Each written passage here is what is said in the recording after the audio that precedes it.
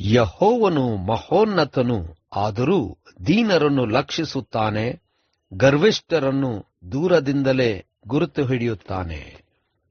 ಭಾನುವಾರ 9 ಜೂನ್ 2024 ಈ ದಿನದ ವಾಕ್ಯ ಧ್ಯಾನಕ್ಕಾಗಿ ನಾನು ಆರಿಸಿಕೊಂಡಿರುವಂತಹ ವೇದ ಭಾಗವು ಆದಿಕಾಂಡ 31 ಅಧ್ಯಾಯದ 16 ವಚನ.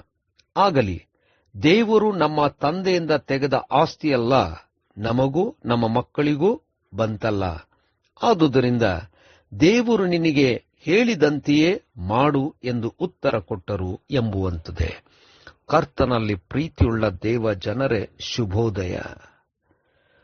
ದೇವರ ಚಿತ್ತವನ್ನು ಮಾಡುವುದಕ್ಕೋಸ್ಕರವಾಗಿ ನಾವು ಮತ್ತೊಬ್ಬರನ್ನು, ನಮ್ಮ ಪ್ರಿಯರನ್ನು ಬಲಪಡಿಸಬೇಕು, ಪ್ರೋತ್ಸಾಹಿಸುವಂತವರಾಗಬೇಕು. ದೇವರ ನಾಮಕ್ಕೆ ಸ್ತೋತ್ರ ಉಂಟಾಗಲಿ.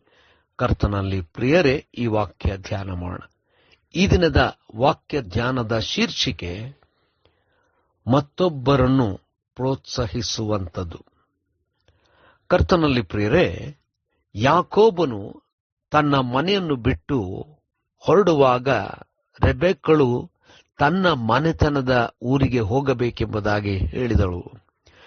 ಯಾಕೋಬನು ಲಾಬಾನನ ಮನೆಗೆ ಹೋಗಿ ಅಲ್ಲಿ ಕೆಲಸ ಮಾಡತೊಡಗಿದನು. ಅಲ್ಲೇ ಲಾಬಾನನ ಮಕ್ಕಳನ್ನು ಮದುವೆಯಾದನು. ತಾನು ಯಥಾರ್ಥವಾಗಿ ಕೆಲಸ ಮಾಡುತ್ತಿರುವಾಗ ದೇವರು ಪದೇ ಪದೇ ಯಾಕೋಬನನ್ನು ಆಶೀರ್ವದಿಸಿದನು. ಲಾಬಾನನು ಇದನ್ನು ನೋಡಿ ಇದು ಸರಿಯಲ್ಲ ಎಂಬುದಾಗಿ ತಿಳ್ಕೊಂಡಿದ್ದನು. ಯಾಕೋಬನು ಲಾಬಾನನಲ್ಲಿರ್ತಕ್ಕಂಥ ಮನಸ್ಸನ್ನು ನೋಡಿ ತಾನು ಅಲ್ಲಿಂದ ಹೊರಟು ಹೋಗಬೇಕೆಂಬುದಾಗಿ ನಿಶ್ಚಯಿಸಿ ತನ್ನ ಹೆಂಡತಿಯರನ್ನು ಕರೆದು ತನಗೆ ಆದಂಥ ಸ್ಥಿತಿಯನ್ನು ಹೇಳುತ್ತಾ, ನಾನಿಲ್ಲಿಂದ ಹೊರಡಬೇಕು, ದೇವರು ನನಗೆ ಆಜ್ಞಾಪಿಸಿದ್ದಾನೆಂಬುದಾಗಿ ಹೇಳಿದನು. ಇದನ್ನು ಕೇಳಿದಂಥವರು ಲಿಯಾ ಮತ್ತು ರಾಹೇಲರಿಬ್ಬರೂ ಕೂಡ ದೇವರು ಹೇಳಿದಂತೆ ನೀನು ಮಾಡು ಎಂಬುದಾಗಿ ಯಾಕೋಬನನ್ನು ಪ್ರೋತ್ಸಾಹಿಸಿದರು.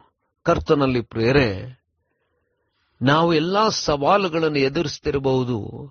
ಆದರೆ ಒಂದು ಹೊಸ ನಿರ್ಧಾರವನ್ನು ತೆಗೆದುಕೊಳ್ಳುವಾಗ ನಮಗೆ ಸಹಾಯ ಅಗತ್ಯ, ಪ್ರೋತ್ಸಾಹ ಅಗತ್ಯ. ಅದರಲ್ಲೂ ಕುಟುಂಬದಿಂದ, ಮಿತ್ರರಿಂದ, ಹತ್ರ ಇರ್ತಕ್ಕಂಥವರು ಇಂಥ ಪರಿಸ್ಥಿತಿಯಲ್ಲಿ ಹೊಸ ನಿರ್ಧಾರ ತೆಗೆದುಕೊಳ್ಳುವಾಗ ಅವರ ಸಹಾಯ ಅಗತ್ಯವಾಗಿರುತ್ತದೆ.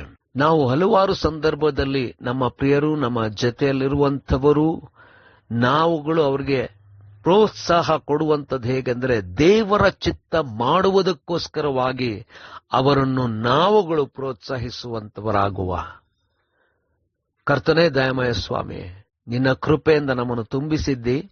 ನಿನ್ನ ಚಿತ್ತ ಮಾಡುವಂತವರನ್ನು ಬಲಪಡಿಸುವ ಹಾಗೆ ನಮ್ಮನ್ನು ನಡೆಸು. ಯೇಸುವಿನ ನಾಮದಲ್ಲಿ ಪ್ರಾರ್ಥನೆ ದೀನತೆಯಿಂದ ಬೇಡಿದೆವು ತಂದೆಯೇ, ಆಮೆನ್.